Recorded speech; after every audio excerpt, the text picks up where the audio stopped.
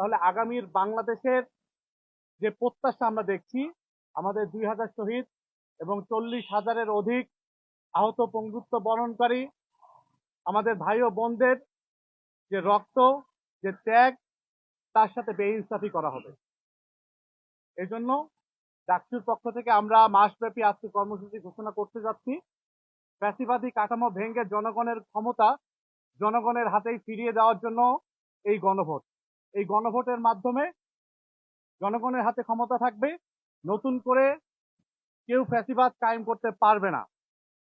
ইন্টারনেটের মৌলিক স্বাধীনতা কেউ খর্ব করতে পারবে না এবং একই সাথে রাষ্ট্রের প্রত্যেকটি স্তরে যে নিট অ্যান্ড ক্লিন পরিবেশ থাকা দরকার, যেভাবে একজন ব্যক্তি দীর্ঘ সময় ধরে ক্ষমতায়, একটি পরিবার দীর্ঘ সময় ধরে ক্ষমতায় থাকার যে প্রবণতা বাংলাদেশে গড়ে উঠেছে, সেগুলো আর সামনে থাকবে না ইনশাল্লাহ গণভোটের মাধ্যমে। এজন্য আমরা সারা বাংলাদেশের আপামর ছাত্র সমাজ থেকে শুরু করে সারা বাংলাদেশের সকল মানুষের কাছে এই ব্যাপারে সচেতনতা গড়ে তোলার জন্য আজকের কর্মসূচি ঘোষণা করব। সকলকে সেই কর্মসূচি বাস্তবায়ন করার জন্য উদাত্ত আহ্বান জানিয়ে আমার কথা শেষ করছি। বাংলাদেশ জিন্দাবাদ।